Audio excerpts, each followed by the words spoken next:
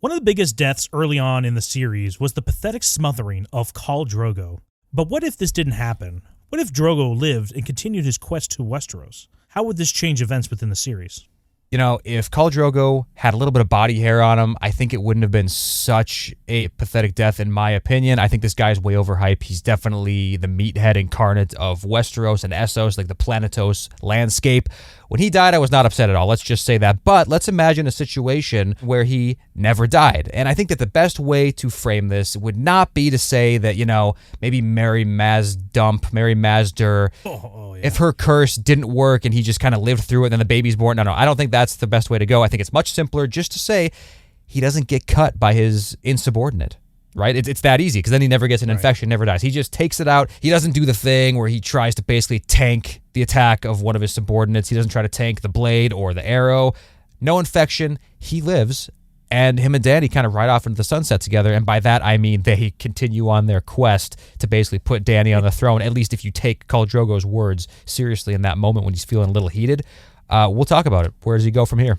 But before we go down that rabbit hole of, you know, how they actually get to Westeros, just curious, Gator, if Mary Mazdur is not in there doing all her freaky deaky magic, is Dany and Drogo's son born normally? Is he going to be the stallion that mounts the world and he's perfect and nothing wrong with him? He doesn't look like Rhaenyra's baby in season 1 of House of the Dragon? I mean, dude, honestly, it's kind of a big leap to even say it's going to be a son. This could be a daughter for all we know. We have no idea what this kid's going to be. I think it's normal. I think we can cleanly say that this kid is going to be normal because, yeah, without the magic, I mean, what's the worst that... I guess you could say that whatever that baby was born as, it was going to happen anyway. You could say that. Maybe Mary Mazdur didn't really have much to do with it.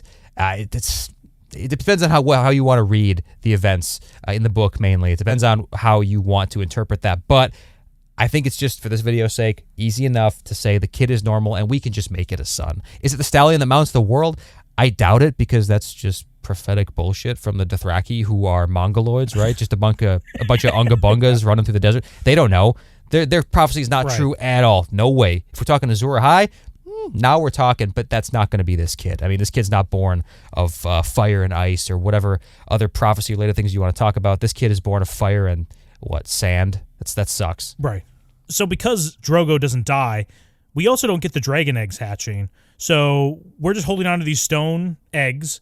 Dany is around Khal Drogo trying to get him to not grape the villages, because I think she still wants to go that direction. If you want to just talk about Dany's current state of mind, it's, hey, you know, I like my dragon eggs, but Khal, my little, what is it, star and moon? What is the phrase she uses? Yeah, it's like sun and stars, I think. Whatever, I don't remember. If you're going to quiz me on anything Game of Thrones related, get me on anything doing with Dany and Essos, and you'll get me in a trap every single time. That being said, you know, Dany is trying to get Khal off that grind set, and I think this is going to be the first internal tension that we never saw really resolved between them, because the huge distraction of Khal Drogo is dying was on their hands. So do you really think that moving forward there's going to be any sort of tension between the two of, you know, Drogo's happy wife, happy life mindset versus this is my culture, we're supposed to be, you know, graping and murdering and enslaving these people, what do I do?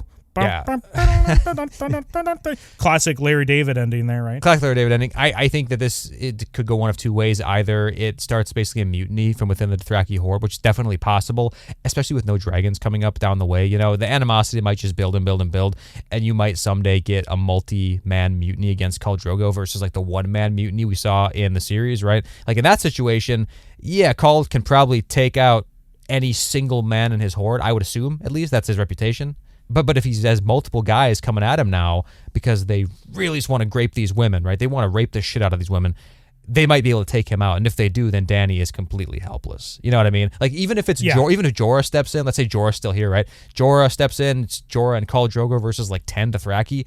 I'm not liking those odds for Jorah and Khal Drogo, so it's tough to say. We're gonna have to make a decision here just based on how we want to take this. But I tend to think that probably over time Khal Drogo could tame these people a little bit, and maybe you could settle with a kind of, sometimes you could rape, sometimes not. I don't know. Only on the even days we'll do it. I think if she gives birth to her son, maybe her mind will be more preoccupied on that end of things, and they can kind of meet in the middle a little bit, where it's like, hey, if you're gonna do it, just don't do it where she can see it, guys. Come on, if you guys are gonna do that, please just keep it down and do it somewhere else. I feel like Drogo can try to find a happy middle in there, and they're able to successfully go around and do their things. Now, in my headcanon, I still think Mary Maz Dump is in the background, like a Wile E. Coyote Looney Tunes character trying to poison people and, do her little black magic. But I don't think it's as successful as she wants it to be. And they still are able to go the course, whatever they want to go. So the plan is, we're going to get the ships and we're going to go overseas and we're going to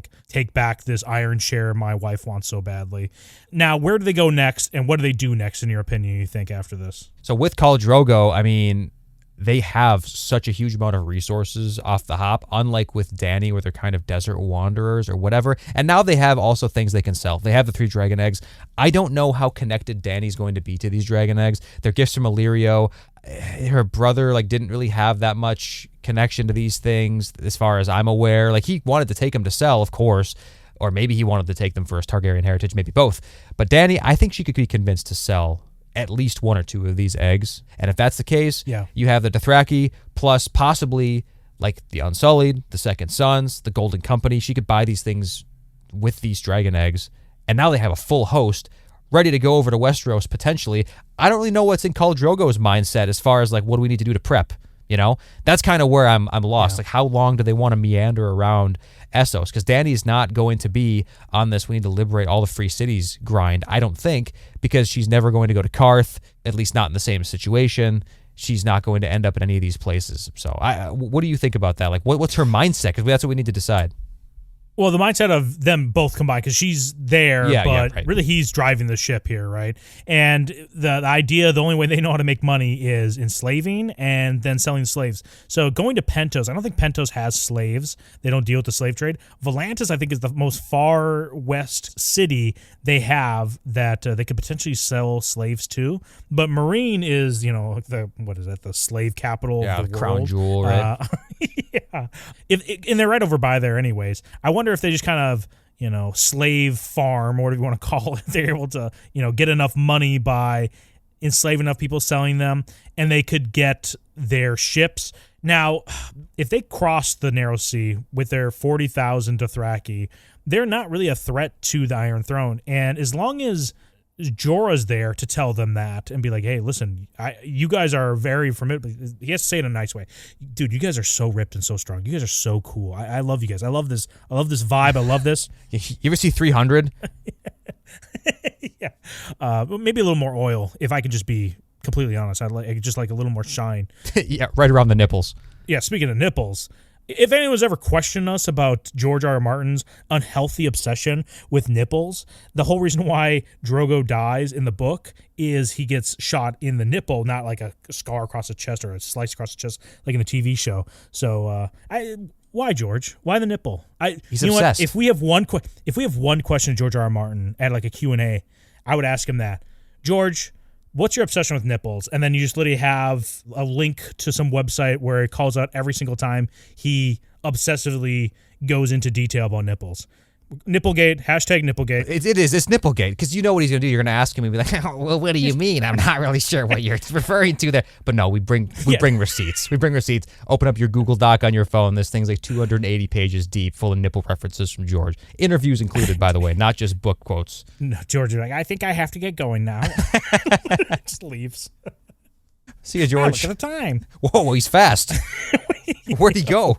So anyway, when it comes to Jorah, he just needs to convince them that they need more men to actually cross the Narrow Sea and successfully do what they want to do. Because if they cross the Narrow Sea and all they want to do is cause mayhem, they could do that fairly easily. Because they're mobile enough and they could just jump from one land to another and basically do what people allegedly said the Mountain was doing in the Riverlands. Yeah. They could do that on a mass scale. However, if they want the Iron Throne, they need more people, and they don't need these unconventional Dothraki that don't even wear armor. And if anyone uses the Mongols did that. The Mongols actually wore armor and had more complex units compared to the Dothraki, which, do Dothraki even have bow and arrows? I don't even think they have bow and arrows. No, right? dude, they're so super. You're right. It's exactly like that, though. Yeah, I don't know why. The historical references, I've heard Spartans, too. It's like, because people's, like, speaking of 300, it's like, yeah, their only reference is 300. It's like, dude, Spartans wore, like, 150-pound suits of, like, bronze armor.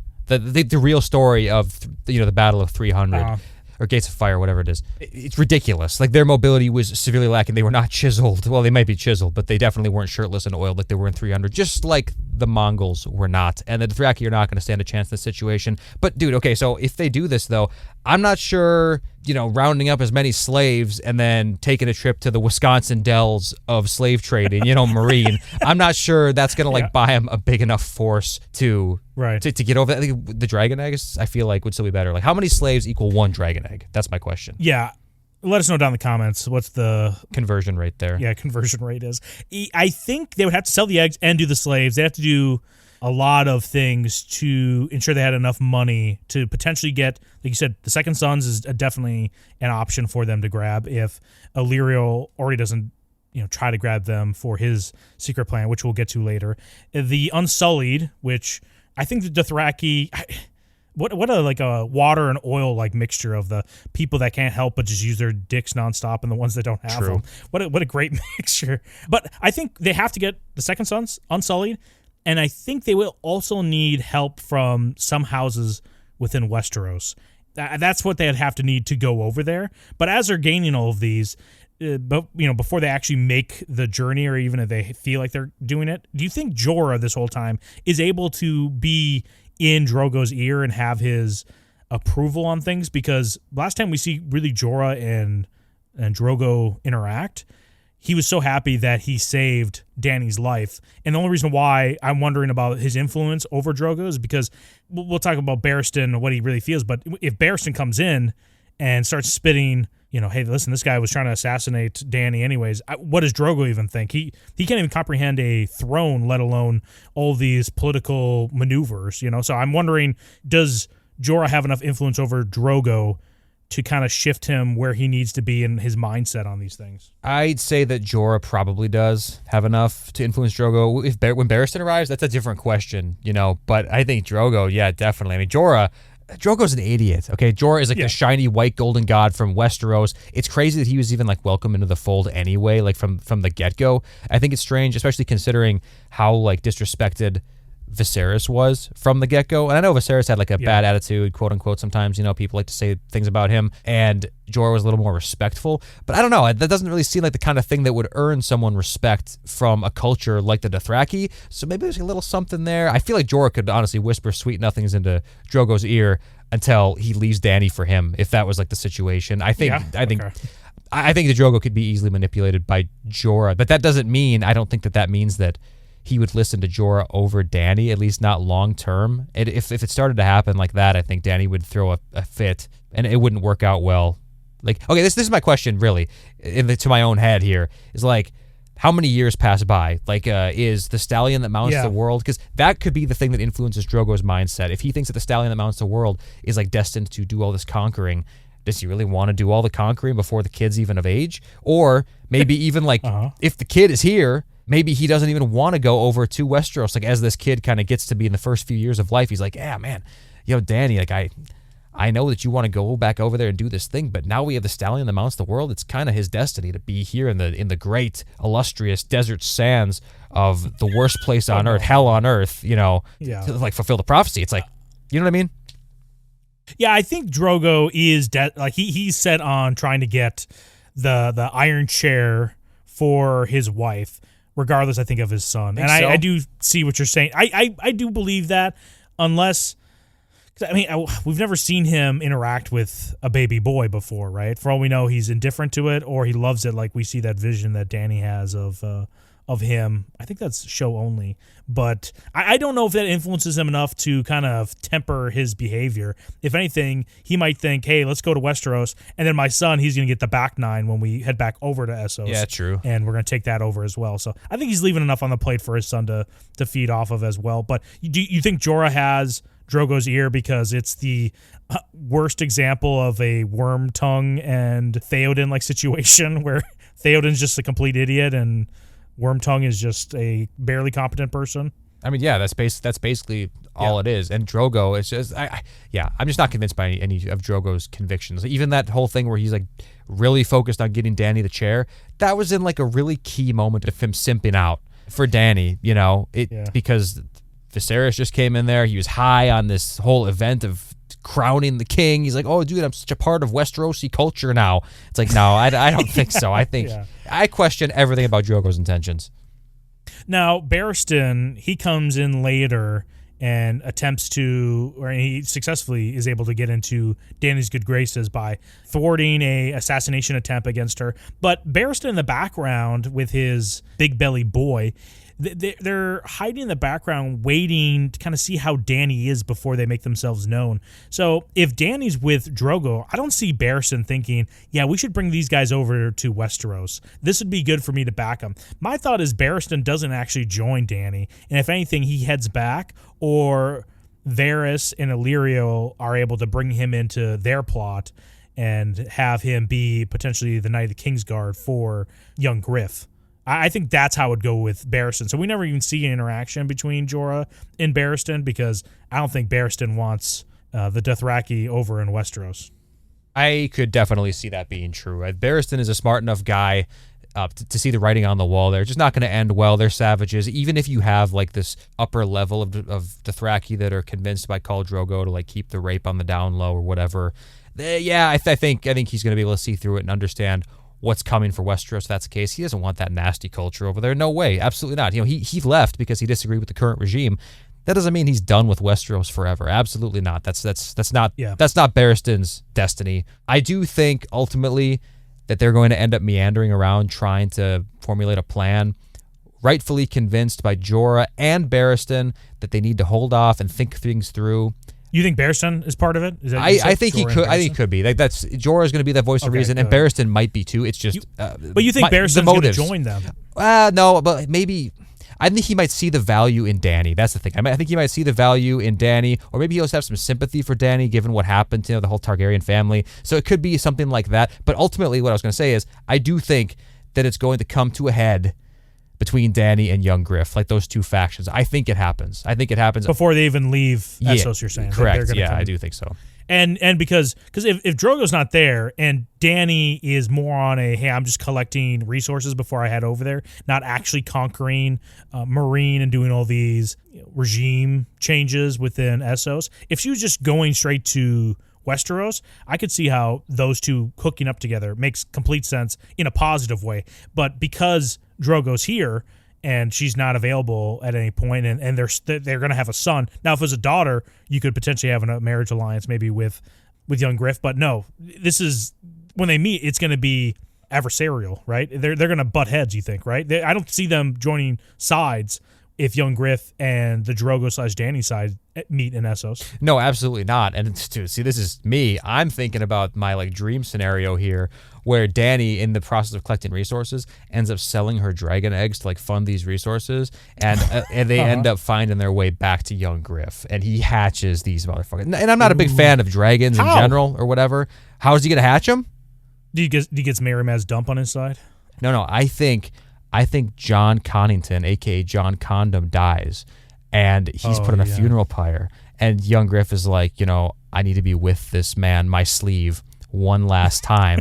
And he walks into the fire. And let's show continuity, guess what? Young Griff is fireproof as hell. He is fireproof, and these dragon eggs hatch just as they're supposed to. Or, yeah, sure, why not? Maybe Mary Mazder has been tagging along the whole way. She hates the Dothraki. She's been Wile E. Coyote, taking the pin out of the grenade, throwing it, realizing she threw the pin, right? That kind of thing. Blows up in her face. Right, womp, womp. And then she sees this opportunity, who's this tall drink of water, young Griff, that I see that's clearly standing up to and opposing the Dothraki that murdered and raped my people?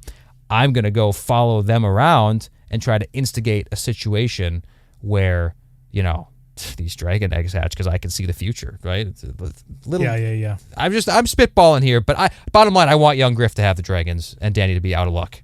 That is the ideal situation for young Griff in a positive way, getting those eggs back in his possession. And, with all of that, you have, potentially Jorah and Drogo saying, hey, we need to collect resources. We're about to go over there. We're going to get our ships together. The eggs are now with young Griff. You're saying they might even hatch. Now, Illyrio and Varys' plan in all of this, I think they go with the Dornish route. Like, hey, can we somehow get young Griff with Areola Martell and then actually have some sort of, foothold within Westeros?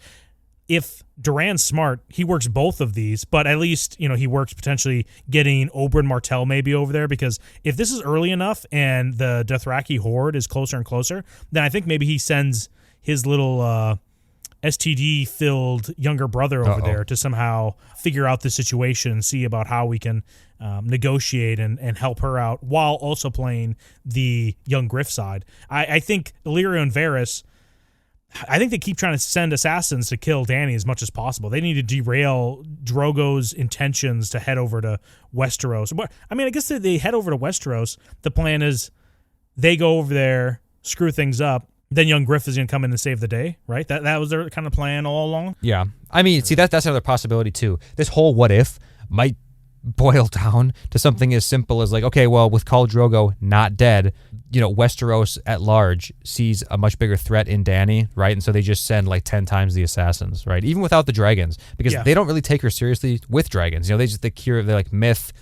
Maybe it's a problem to deal with in the future. There's a lot going on in Westeros right now. But if they hear that the Dothraki are still united, even like Robert Baratheon was, a little bit wary of what the Dothraki could possibly do in Westeros, whether that be a real military threat or whether it just be screwing up, like the stability of the realm for that brief time during that hypothetical war. Unclear, but with the Dothraki around, I think people are going to take it a little more seriously. Send a few more assassins. They're going to take her out eventually. Like, what's Jorah going to do? He's not going to keep getting lucky like that. There's no way. And if that happens, it's going to be before Barristan even gets involved. So this might end pretty quick for Dany.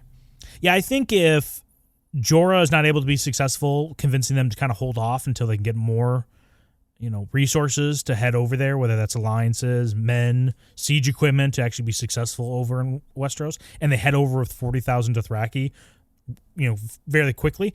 If they get there before Blackwater, they'll get crushed because there's so many more factions around there running around. They could get crushed by any number of them. If they come before the Red Wedding, they're more successful, but I don't know how successful they would be in the long run. Even after the Red Wedding, that'd probably be the most ideal version because everyone's kind of depleted on their forces. I still think they get crushed by any force unless they actually have alliances set up with either the Dornish or even the Greyjoys have like some sort of alliance with them. And, good luck trying to negotiate anything with Balon Wet Pants. Yeah, like you said, I think this is just going to go probably closer to what Illyrio and Varys want, and it's just going to be more chaos in the realm if they push that way. I guess we get what we always wanted, is young Griff on the Iron Throne. Yeah, no matter what, they lose, they come over, they're going to get crushed. 5-10 years down the road, there's going to be still some Dothraki around at worst case scenario in Westeros, and everybody's just going to say, remember when Westeros didn't stink? Hey, thanks for watching this video. Be sure to subscribe if you want to see more content like this and smash that like button. Or not, we don't care.